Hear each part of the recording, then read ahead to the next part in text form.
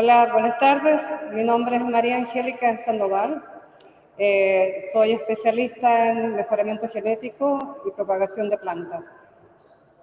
Llevo aproximadamente 30 años trabajando en la industria y estoy trabajando en este momento para Upland Day Genetics. Quiero agradecer a los organizadores, además, por la oportunidad de estar aquí. Bueno, hoy les voy a hablar un poco de genética, de heredabilidad, propagación y les daré mi visión general acerca del futuro del mejoramiento genético en cannabis. En los últimos años se ha vuelto a reconocer el potencial medicinal de cannabis y la industria, ahora en expansión, requiere variedades científicas o molecularmente caracterizadas. Sin embargo, el conocimiento científico que puede impulsar el avance en la industria de cannabis es muy escaso. Comenzaré dándoles mi visión personal acerca del mejoramiento genético del cannabis. Como punto de base importante es comprender el estado actual de la diversidad genética del cannabis, la inmensa variedad de híbridos que poseemos, en otras palabras. Potenciar la conservación y el uso de estos diversos recursos genéticos, involucrar a partes involucradas, públicos y privadas, y crear aún más conciencia. Establecer objetivos y metas que vayan más allá de tener una planta de cannabis medicinalmente con rendimientos altos, como también características agronómicas específicas para el sitio de destino, considerar además la adaptabilidad al cambio climático de esta planta y resistencia a enfermedades, etc. Evaluación biológica y evaluación genética, por supuesto la caracterización genética de poblaciones seleccionadas, establecer protocolos, parámetros, frecuencias, etc. Ahora vamos a revisar un poco, en forma muy amplia, las bases del mejoramiento genético.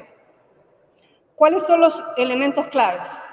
Los elementos claves son la ganancia genética, el diferencial de selección, la heredabilidad y los métodos de propagación. La ganancia genética, esta depende de la calidad de la genética del material que disponemos para realizar el programa de mejoramiento, pero además de la eficiencia en los métodos de propagación que elijamos. El diferencial de selección establece la diferencia de las características entre la media de la población y la media del grupo de individuos seleccionados dentro de esa población. La heredabilidad indica el porcentaje de la variación fenotípica, es decir, de lo que vemos de un rasgo característica y que está determinada por la varianza de genética aditiva. ¿Qué es lo que es la ganancia genética aditiva? Estos son los rasgos cuantitativos, heredables en una población, lo que vemos. A modo de ejemplo, si un carácter tiene una heredabilidad alta, significa que su variación en la población está mayormente influida por la genética de cada individuo. Mientras que si tiene un valor bajo de heredabilidad, la interacción genotipo-ambiente tiene un papel fundamental en la expresión de esa característica. Combinando entonces los rasgos genéticos más un buen manejo agronómico, obtendremos el máximo rendimiento para un sitio. Ahora, ¿cuáles son las técnicas que poseemos para poder seleccionar los mejores individuos en una población para ser usados como progenitores o propagar vegetativamente? Tenemos entonces los marcadores moleculares para realizar selecciones asistidas en un programa de mejora. Los marcadores moleculares o genéticos son segmentos de ADN cortos con una ubicación conocida dentro del genoma y que se heredan junto con el gen. Deben cumplir algunas características como ser polimórficos, altamente heredables y estar vinculados a un locus dentro con rasgos cuantitativos. Con el empleo de marcadores moleculares, estos genes se pueden identificar rápidamente dentro de la población en una planta, en una planta pequeña, digamos. Esto permite preseleccionar las descendencias y concentrarse en las plantas más prometedoras. Otro método es la selección genómica, que nos permite incrementar aún más la velocidad de selección. Selección genómica es una forma de marcadores de selección asistida en la que cientos de miles de marcadores polimórficos de un solo nucleótido, llamados SNP, Cubren todo el genoma y pueden analizarse varios marcadores en una misma planta a la vez. A continuación, con estos miles de marcadores, se vinculan a los datos fenotípicos que obtenemos del campo y a partir de esta información podemos desarrollar modelos estadísticos que puedan usarse para predecir las características de las futuras plantas. La selección de características genéticas predichas con estos modelos estadísticos podrían aumentar sustancialmente la tasa de ganancia genética por unidad de tiempo en un programa de mejoramiento, especialmente si se combina con técnicas de propagación adecuadas. También los fenotipos de los candidatos seleccionados pueden predecirse a edades muy tempranas. ¿Cuáles son las estrategias de propagación en función de la acción genética? Esto es muy importante para ser eficientes en un programa de mejoramiento genético. En forma general, si los caracteres deseados a mantener en una población poseen varianza genética aditiva, es decir, los rasgos cuantitativos se heredan en una población, cualquier método de propagación será adecuado. Sin embargo, si los rasgos genéticos no son aditivos sino dominantes, la propagación vegetativa sería la más eficiente. Vamos a ver ahora rápidamente, en forma práctica, cuáles son los pasos en un programa de mejoramiento. El mejoramiento se basa principalmente en la creación de variabilidad genética dentro de una población. Cannabis es una de las plantas más manipuladas a nivel global, lo que se tradujo en una reducción en la variabilidad genética en cannabinoides en las últimas décadas. Pero aún así, permanece una gran diversidad fenotípica en los rasgos fenológicos y fisiológicos de la planta. El género cannabis ha sido moldeado por la domesticación, la colección de germoplasma y la introducción de especies a lo largo de los siglos por todo el mundo, usado principalmente como fuente de grano, fibra textil, aceite, uso medicinal, usando la variabilidad que ya existía en ese momento. Ahora, ¿cómo podemos crear mayor variabilidad en una población de mejoramiento y descubrir nuevos genotipos que puedan ser usados en recombinaciones genéticas futuras o nuevos híbridos? Bueno, a través de diferentes metodologías y técnicas, como la hibridación, la que llevamos usando en cannabis por más de 50 años, mutaciones, poliploidía, variación sumaclonal e ingeniería genética, para finalmente seleccionar los individuos como progenitores de semillas mejoradas o individuos con características específicas a propagar clonalmente y su posterior comercialización en el mercado. Esto suena simple, pero en realidad no lo es. Detallando la secuencia para incrementar la variabilidad, la hibridación se puede definir como el cruzamiento de dos plantas o líneas genéticamente distintas. Los híbridos son extremadamente importantes porque permiten a los mejoradores crear variedades únicas, variabilidad, que es la base central de la mejora genética. A modo de ejemplo, todas las variedades resistentes a enfermedades, a insectos, sequías y heladas, en plantas de trigo, de tomate, caña de azúcar, etc., han sido desarrolladas por este método, aprovechando el mayor vigor híbrido en estas plantas, un fenómeno llamado heterosis. El vigor híbrido, como su nombre lo indica, aumenta el tamaño y el rendimiento y la exuberancia vegetativa en general. Ahora, hay miles y miles de híbridos diferentes en cannabis en este momento para analizar e incorporar en un programa de mejoramiento genético dirigido, todas con diferentes rasgos de cultivos, sabores, aromas, rendimientos y efectos, pero todas tienen algo en común. Pertenecen a una de las familias de cannabis, sativa, índica o ruderalis. La genética del cannabis ha cambiado drásticamente en las últimas décadas. Los cultivadores tienen ahora una oferta de semillas de cannabis más amplia y quizá más confusa que nunca. Llevamos 50 años de hibridación y mejora en esta especie, tratando de estabilizar nuevas variedades. Las primeras hibridaciones datan de la década del 60 y 70 entre índica y sativa, y en los años 80 estos híbridos fueron cruzados con la variedad ruderalis, así nuevos híbridos, e incorporando en ellos las características autoflorecientes de ruderalis en la nueva población, creándose de este modo la semilla autofloreciente. Por otro lado, en 1997, gracias al esfuerzo de empresas dedicadas al mejoramiento genético, crearon las semillas feminizadas, que como todos sabemos producen únicamente plantas femeninas, aumentando el rendimiento y la calidad de las cosechas. Como ya les hablaré en las primeras diapositivas, dentro de la hibridación, las herramientas de caracterización molecular genotípica son indispensables para la mejora genética eficiente.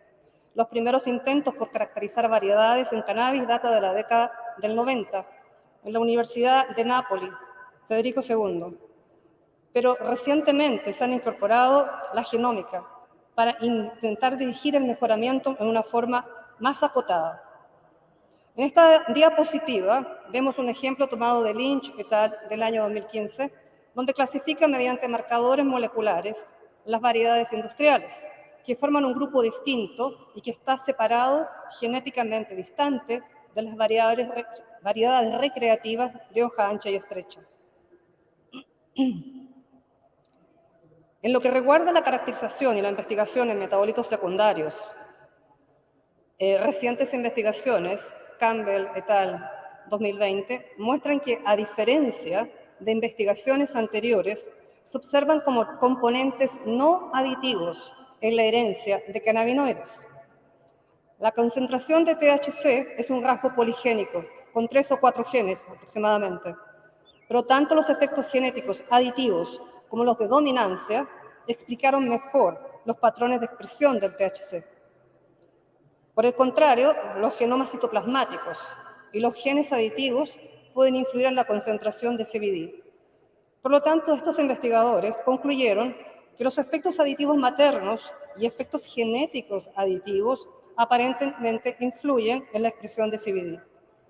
La herencia de los cannabinoides entonces es más compleja de lo que se creía anteriormente. Se recomienda aún más investigación en esta área. Como ya habláramos del vigor híbrido, aumenta la resistencia a las enfermedades y a los insectos. Investigaciones en esta área son recientes en cannabis y necesitan un mayor desarrollo para encontrar variedades resistentes. La heterosis, como ya decía, es un proceso que brinda diferentes variaciones en las cruzas y ofrece la oportunidad de conseguir mejores individuos. La primera fotografía a la izquierda, Macrofomina fasciolina, fue detectada en el año 2015 o 2016 en el sur de España, pero aún no se han encontrado medidas de control efectivas. Quizás podamos incluir algunos genes resistentes de otras especies. También se aconsejan los controles biológicos para estas enfermedades, como el uso de pseudomonas, de bacterias, tricodermas, etc., usadas con éxito en la agricultura en otras especies. Siguiendo la secuencia descrita, para aumentar la variación genética, podemos citar las mutaciones y la variación somaclonal. Esta es una nueva área de investigación en cannabis. Las mutaciones se definen como el cambio permanente en la secuencia de nucleótidos de ADN o segmentos de cromosomas, o cambios en los juegos de cromosomas, como duplicación, inversión, etc. Las mutaciones también se pueden inducir artificialmente al exponer el material que está en cultivo in vitro a la radiación, a ciertas condiciones físicas como de temperatura y a productos químicos.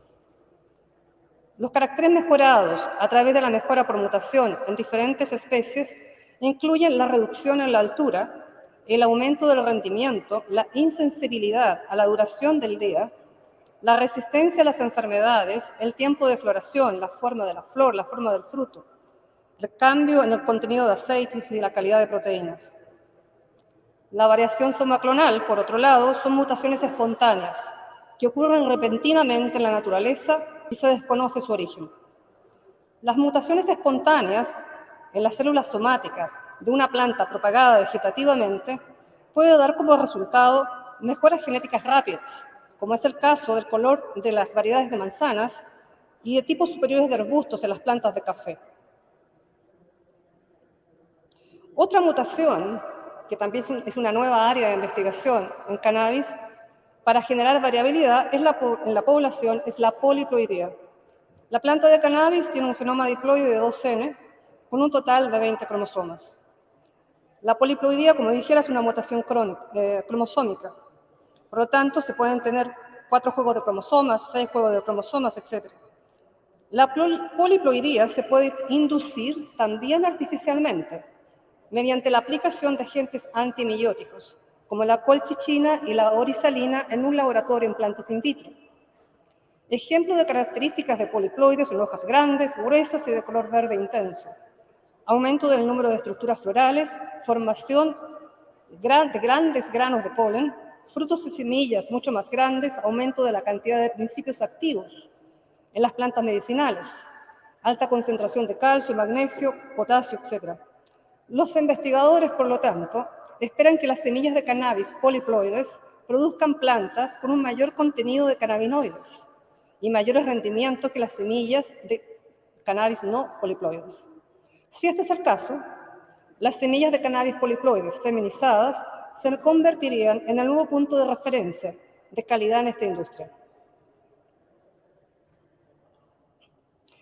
Ahora le hablaré del cultivo in vitro. El cultivo in vitro es un método alternativo para la propagación clonal a gran escala y la preservación de germoplasma de clones producidos a través de esta técnica están libres de patógenos y son fáciles de manipular y transportar.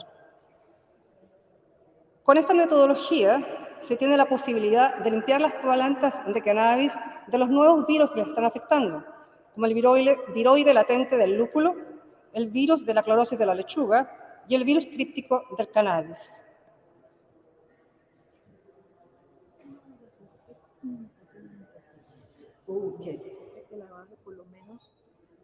Me pidieron que... Okay. Disculpas, me pidieron que hablara rápido, pero ahora me dicen que no están entendiendo. Me disculpas. Iré un poco más lento. Por lo tanto, el cultivo in vitro permite además conservar los rasgos genéticos no aditivos en una población que no segregan, como los niveles de cannabinoides, como ya les he explicado. El cultivo in vitro también puede ser usado para producir semillas sintéticas, que son embriones somáticos, encapsulados artificialmente en un laboratorio, o pueden ser también tejidos vegetativos, que tienen el potencial de convertirse en una nueva planta. También está la transformación genética, el cultivo de raíces, que permite el potencial de producir metabolitos secundarios, y también tenemos el cultivo de protoplastos, con los cuales podemos generar nuevos híbridos, como los híbridos somáticos, mutaciones somáticas, y recientemente se ha usado en la edición del genoma. Como último método alternativo para la propagación clonal a gran escala y a bajo costo están los hidrojardines clonales. Esta es una metodología que he desarrollado en el año 1997 y después aplicada en numerosas empresas con éxito como Driscoll Strawberry para arándanos y patentado en Europa el año 2014. El proceso productivo de esta metodología en sí reúne las ventajas tanto del cultivo in vitro como de la macropropagación, y su principal característica consiste en eliminar cada uno de sus puntos críticos. Las ventajas de esta metodología son la alta eficiencia y efectividad en el proceso productivo. Aquí, el laboratorio de cultivo de tejidos o laboratorio in vitro será usado solo para la producción de plantas madres, por lo cual se reduce el costo en un laboratorio, en mano de obra y en la compra de reactivos químicos. La densidad de producción puede ser de hasta 20 veces mayor que en un proceso de macropropagación en un vivero. Requiere de un menor consumo de agua. El ambiente de cultivo durante todo el proceso es aséptico. Uso reducido de fertilizantes. Producción de un gran número de mini estaquillas en un corto tiempo. Las mini estaquillas no sufren el problema de aclimatación de las plantas producidas en cultivo in vitro, traduciéndose en un mayor porcentaje de sobrevivencia y enraizamiento. De hecho, obtenemos plantas enraizadas en los 4 cuadrantes de la planta en tan solo 7-10 días, obtenido resultados en 3 días también para Vaccinium. Flexibilidad en el intercambio varietal, capaz de hacer frente a las demandas del mercado, reducido impacto ambiental y permite la propagación de plantas recalcitrantes con éxito, como plantas forestales, por ejemplo. Junto con la preservación de la uniformidad genética, los clones producidos a través de esta metodología, al igual que en el cultivo in vitro, están libres de patógenos y son fáciles de manipular y transportar. Como punto final, Aplandice Genetics se propone a contribuir en algunas de las fases de mejora de cannabis identificadas en esta presentación, a través de la asociación con múltiples universidades y empresas en el sector en el mundo. Nos enfocaremos a incrementar el desarrollo en áreas actualmente en estudio, investigación y desarrollo en áreas que aún desconocemos, y propone además validar metodologías exitosas para la propagación clonal. Nuestra extensa red global de asociaciones incluye países como la República de Irlanda, España, Pakistán, Reino Unido, Australia y Costa Rica. En Irlanda estamos trabajando con la Universidad de Dublín, con el doctor Meltzer y Chilling, con un programa de mejoramiento para el cultivo de cannabis, Sativa, abordando su biología, la genética del tiempo, la floración, epigenética y reproducción genética. También estamos trabajando con el doctor Paul McKay en la farmacología molecular como una nueva tecnología para mejorar la producción de compuestos vegetales bioactivos. Con la doctora Fiona Dohan en trabajo de investigación sobre endofitos microbianos benéficos que tienen potencial para aplicaciones agrícolas, hongos, patógenos y plantas. En el Reino Unido, con el doctor Jeff McMullan, en la caracterización molecular y proteómica. En Pakistán, estamos trabajando con el doctor Ramatullah y el doctor Hussain, quienes están trabajando en sistemas endofarmacológicos y aspectos biotecnológicos en plantas medicinales para el tratamiento de diversas enfermedades. Investigar la selección de genotipos tolerantes en condiciones de estrés por sequía para ser incorporados a un programa de mejoramiento genético. En España, la Universidad de Murcia, con la doctora María de los Ángeles Pedreño, en un proyecto de biotecnología para la extracción de cannabinoides y compuestos bioactivos llamado ilicitación, como estrategia para incrementar la producción de compuestos cannabinoides bioactivos a través de suspensiones celulares in vitro. En Australia, la Universidad de Queensland, con el doctor Ian Anderson y su grupo de investigación que estudia las bacterias y su interacción con humanos, animales y plantas, enfocados en descubrir e identificar nuevos métodos para tratar infecciones antes de que se conviertan en una amenaza para la vida. En Costa Rica estamos trabajando con el profesor Víctor Álvarez Valverde en metabolitos secundarios, en la identificación de compuestos químicos derivados de las plantas llamados fitoquímicos. Con la empresa Rocco Plant tenemos un proyecto para trabajar con Daniel O'Brien en probar, lo cual está haciendo Rocco, es probar qué genética de cannabis se adapta mejor al clima de Costa Rica. ¿Alguna pregunta? Esa fue mi presentación. Muchas gracias.